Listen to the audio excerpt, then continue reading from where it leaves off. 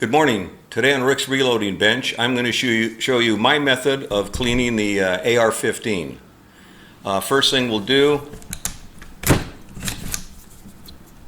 take it out of this gizmo. Make sure that it's clear and safe, which it is. Okay. Then what we'll do is we'll take the rear takedown pin out.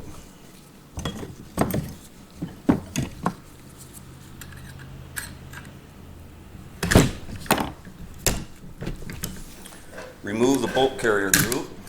Just set it down for now. What I plan on doing is cleaning that for last.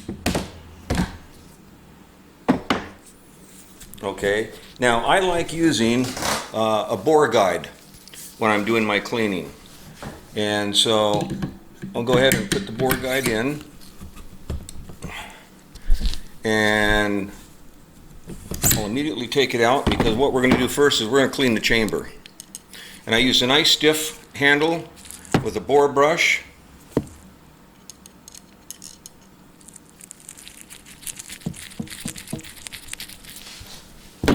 We'll get some Hoppies number 9.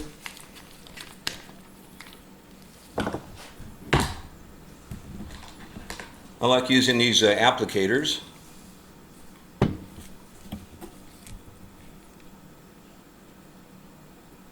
Get this guy nice and wet. Don't be stingy with it. Then we'll put it in and we turn it really good and hard.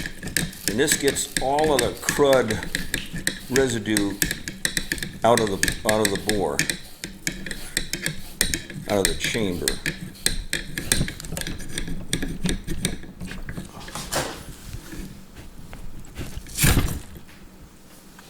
Okay. Then we'll remove that bore brush. We'll put on the bore mop.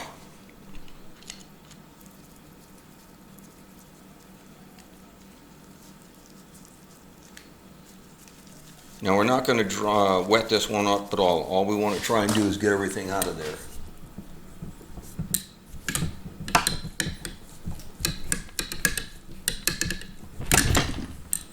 And there's dirt on it, so that tells us that we did a good job on that. Okay, now that that's done, we can go ahead and put the bore guide in and proceed to clean the barrel. Okay, we'll take our bore brush, screw it in,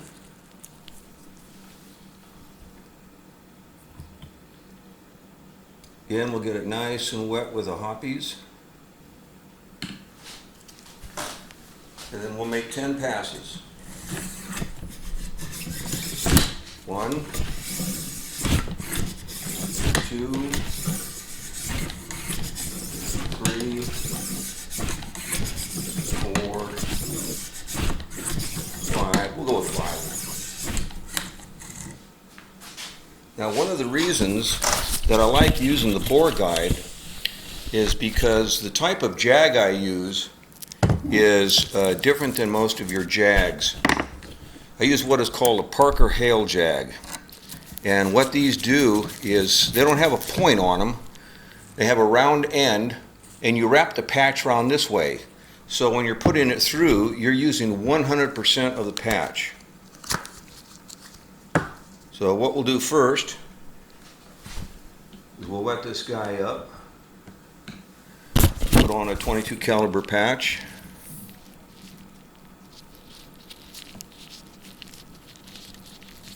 And we'll make a single pass through. The bore guide keeps the patch in place so that it doesn't unfurl, so to speak. Now you can see from here a clean patch and a white patch. I mean the dirty patch in the clean patch. You can definitely tell that this thing is dirty. So what we'll do is we'll do that one more time like that. and you never bring the patch back through. So let's go ahead and put some more on here.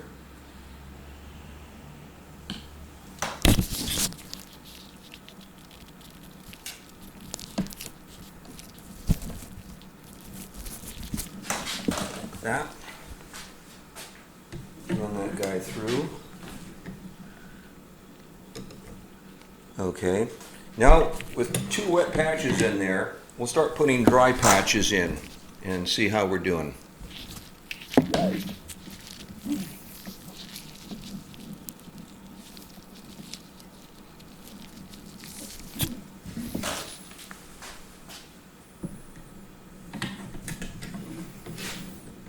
Okay, that's still coming out dirty, so we need to keep using the white patches until they come out clean.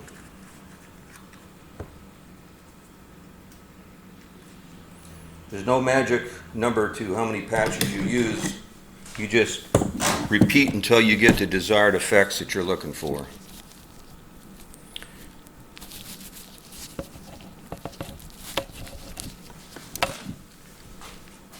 Nothing like using all of the patch instead of just 50%.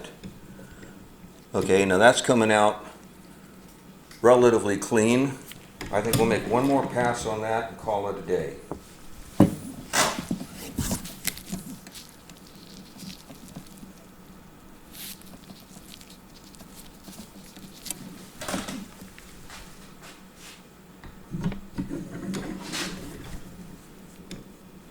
Okay, that patch is relatively clean. Clean enough that I'm happy with it. So I'm done with the patches. Okay, now to keep the barrel properly lubricated, I will take one patch and I'll put some CLP on it. This is although it's a cleaner, it's also a lubricant and preservative. And it's good for keeping the barrels from rusting.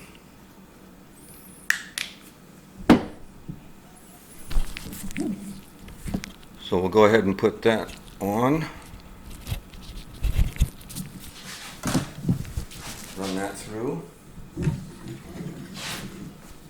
All right. Now we've got ourselves a freshly lubed barrel. So the barrel part of it is done cleaning. So we're going to set this guy out of the way.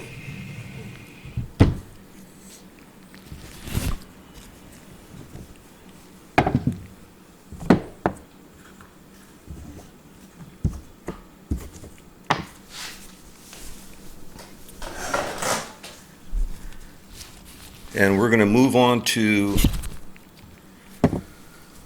the bolt carrier group. So here we have the bolt carrier group. This consists of the carrier itself and the bolt that's in it. And I'll show you about the takedown process for that. This is one of the many types of scraping tools that you can get. I just happen to like this one. Okay, one end of it, hook it in there, pull out the retaining pin that holds the trigger in place. Firing pin drops out. Okay. Now on here, what we have to do is push this in and rotate. Actually, I guess we leave it out like that. No, we rotate it like that so that that's parallel and it falls out. Then we can pull the actual bolt out. Okay. Now we're going to set this aside for right now. Now what we've got to do on here is you've got some carbon buildup right around here. Okay, now these tiny rings in here, there's 3 gas rings. Okay, so when this unit is in here, okay, your gas is coming from your gas tube into here and down into this chamber area. And these gas rings prevent that gas from going back and losing any momentum. Now, if this becomes too crusty, too dirty, that's going to reduce the size of the cavity that you want the gas to build up in. The more gas, the better it's going to spit it backwards, eject the casing, strip a new round off the magazine, and be ready to fire. So what we'll do on this guy is we will take this scraper and we will actually put it in like this and just scrape around to get that carbon buildup off. And if you're wondering why I'm wearing gloves, I always wear gloves when I clean my weapons, because I usually clean several of them in one sitting.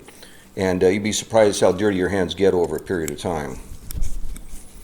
So it doesn't matter which direction you go, you just keep winding this around. And that right there is fine. It's discolored, but there's no buildup of carbon on it. So that one's fine like that. Then we flip this guy around, and now we can go inside here, scrape this out, get as much crud out as we can. And then what I'll do is I will take a toothbrush, or not a toothbrush, but a brush, and I'll just wipe down all of the parts. Now I'm not going to take the extractor pin out, because I've found over the course of time that really doesn't get any buildup in it. At least for me it doesn't. So I'll just give this a good cleaning.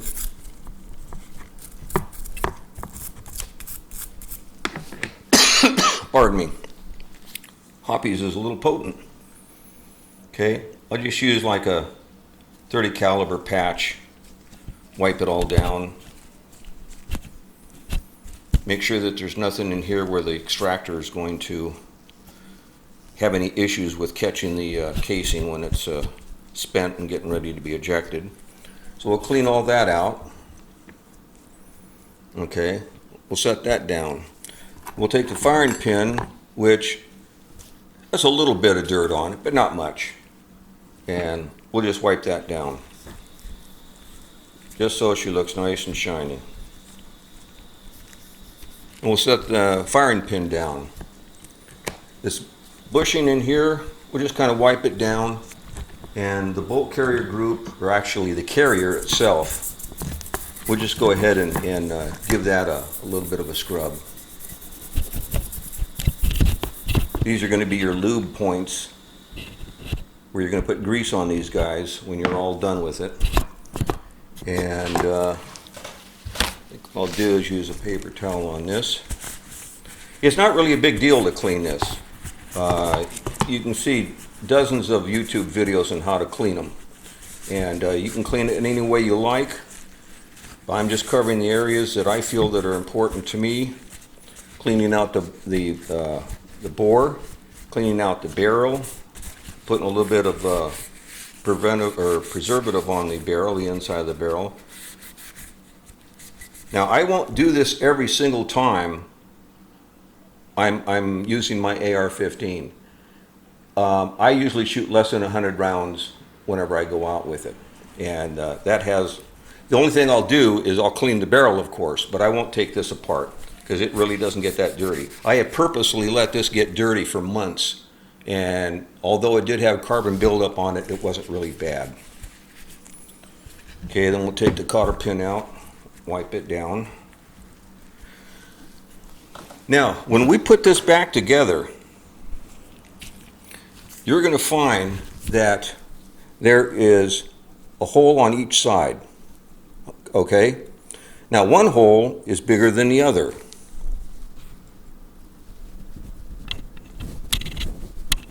That goes in there. If you turn it around, it won't go in. So this is the end here, the large end, that you want to have in the up-facing position. So you'll put that back in. You'll take this bushing. You put the bushing in. So it's like that. Now what we do is we'll take the firing pin Put the firing pin in.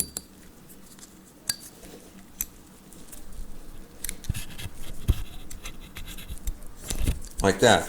Now there is a saying that some people want to grease their firing pin and others don't. If you turn it upside down and it falls out, you're fine. You don't have to put any kind of a lube on it.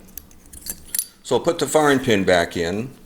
Then we'll take this cotter key pin, we'll stick it in there all the way so it's flush. Now that's not going to come out. Now the only lubing you have to do on this is these two holes right here. You're going to put a little lube in here, a little lube in there, and I don't mean lube, I mean oil. Run that through a couple of times. Wipe off the excess. Okay. And then we have a bolt carrier group that's ready to put back in. However,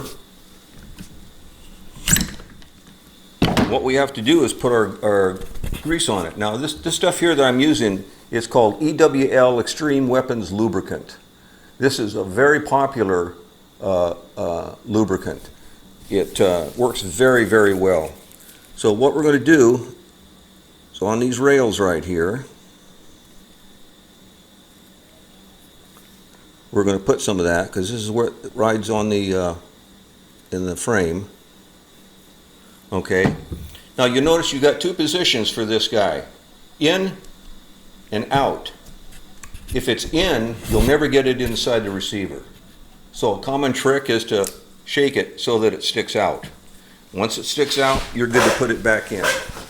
So we'll go ahead and we'll take the charging handle, put it in, take the bolt carrier group, put it in, and that's it.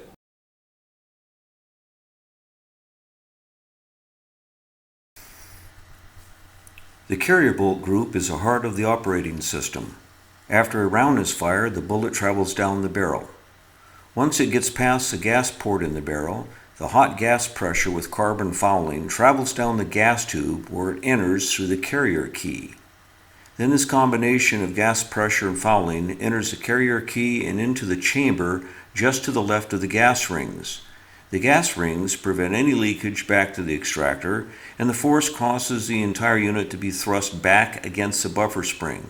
This accomplishes two things. It extracts the spent casing from the chamber, and it cocks the hammer. Then the buffer spring thrusts the carrier bolt group forward, which strips the next round from the magazine so it is locked into the chamber and ready to be fired. From the time the trigger is pulled until it is ready to fire again, this whole process takes only a fraction of a second. The following short video demonstrates this entire operation.